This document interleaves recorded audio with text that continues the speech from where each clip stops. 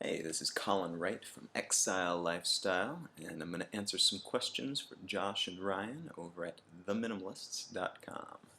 Oh gosh, I mean, my greatest passion, two different things, and they kind of go hand in hand. One is definitely, and probably the most important one, is that I love to learn. I love finding out new things, learning new things about the world, about myself, about other people, about how that clockwork of society operates and how people operate within it, and every little detail. I actually just geek out every time I learn about a new area of study. So it's kind of dangerous. That also means that I'm very curious and I'm constantly looking for new sources of inspiration and new things to learn. So that's where my second passion, travel, comes in. I love, love, love traveling because it allows me to be continuously, constantly, every moment of every day finding out something new. And if I do it right, then I walk away a little bit wiser than I arrived, but also a little bit better at learning information from the source, learning from people, finding out stuff for myself rather than just hearing other people's opinions of it. Because books are great. You can learn a lot from books, but no matter what you hear from books, it's somebody's bias. Somebody's bias is just built in to all those facts. So unfortunately, it's impossible to really learn certain things from other people because no matter what, you're getting their spin on it. So travel for me is a way to learn without getting as much bias into the mix. There's still bias no matter what. I mean, you're biased by your perception, but that's a completely different conversation. Minimalism helps me achieve both of these goals because on one, the first thing that it does is it allows me to eliminate the other distractions from my life, things that just don't matter, relationships and activities, and basically money pits that take my resources from me, time and money and energy, and they apply it to things that I don't really care about. So minimalism helps me reduce those things from my life, helps me identify those things and really focus in on these things that I am passionate about, that I really, really care about, and it allows me to travel and learn constantly. Which is really, really nice. But it also helps with travel in particular because when you have fewer things, it's much easier to hop around a lot. And you don't get attached to things quite as easily. And the things that are important to you are usually very important, so you can focus more of your time and energy on those. So if it's important, for example, that you have a nice computer to travel with, because you run your businesses from that computer, and that's your only link to the world and to all the people that you've met, and it helps you organize everything, and organize your thoughts, and organize events, and make new connections, then it's probably important that you have the resources to purchase a decent computer. So that's what I do. My computer's decent, and everything else kind of doesn't matter quite so much. So I'm able to figure out which of these things are vital to me, and figure out what's really not. And that way, I can travel with the bare minimum, and travel much cheaper and easier, and not have to worry so much about losing everything because everything that I own, I recognize that there's only one or two things that really matter, and even those things are replaceable. My mission actually kind of goes a little bit hand in hand with my passion, but let's take it a different direction.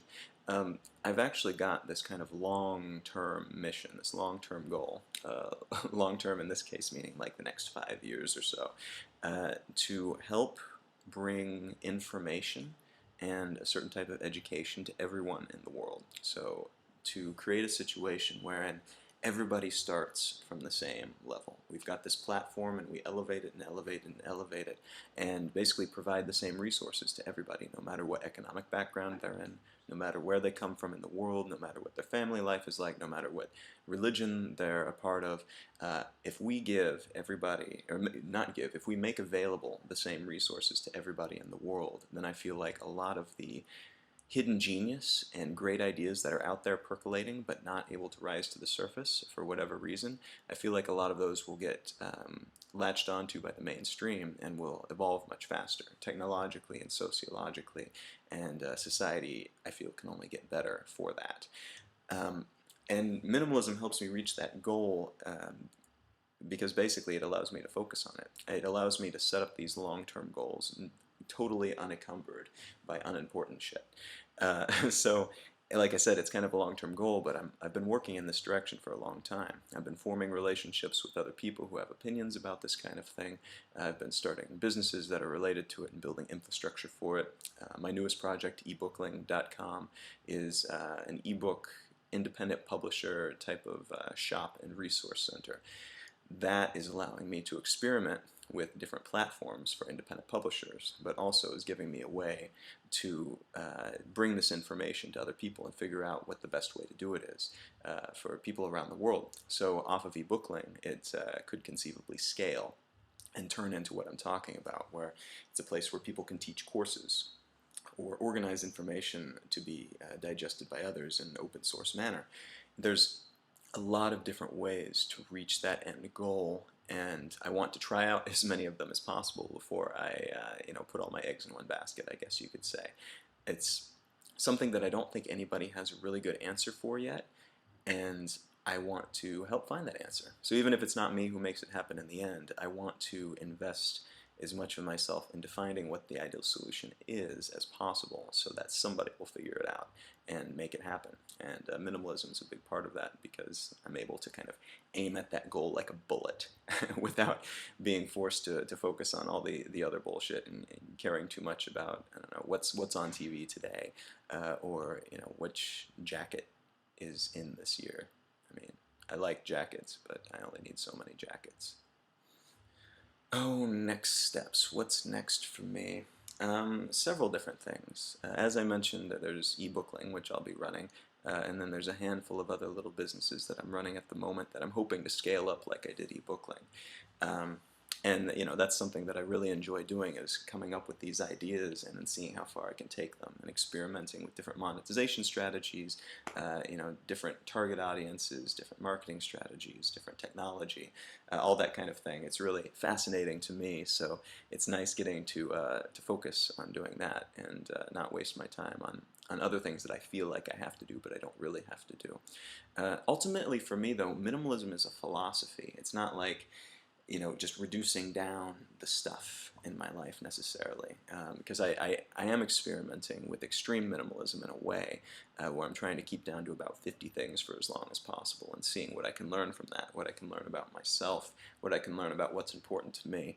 But the numbers really are kind of arbitrary. They're sexy in a way. People love to hear that kind of stuff, getting under 100 items and stuff. It's a factoid. People like factoids, and it's easy to soundbite and put in the mainstream media. But at the end of the day, for me, what minimalism represents is just being able and being aware of what is important to me, and then being able to cut out the stuff that isn't. Being just really hardcore and heartless about it too, because everything in society is telling us that this is important. When somebody buys you a greeting card, you better hold on to and treasure that greeting card. Or this is old, therefore you must hold on to this idea or thing, this antique, because it was made a long time ago, therefore it's important and more special than the better, I don't know, teapot or whatever it is that you can get for $5 now at the store. It's a shift in priorities, and for me, so for me, minimalism is not really going to go away, even if my actions change, because it's a part of my core belief system. And my belief is that I should focus my attention on what I love to do, and that's going to be everything in the immediate future and the far future, I'd imagine, for me, because I've seen such amazing results from it. And like, people ask me all the time, how do you manage to get so much done? How are there enough hours in the day? And I still feel like there's not enough hours in the day to get everything that I want to get done. But it's because I don't have 2 hours of TV time per day. I do not spend my time going shopping for crap that I don't need. I know what makes me happy, and that allows me to be happier than most people that I know most of the time, but it also allows me to really excel at certain areas of life and enjoy that as well, because I'm able to put in more hours than most people. Not because I'm innately better at any of this kind of stuff, but just because I do enjoy it, and therefore I focus on it. So it's like I'm getting double training time. So of course I'm going to have an advantage. And I want to thank Josh and Ryan once again for inviting me to answer these questions for you guys. Thanks again, and keep up the good work. Adios.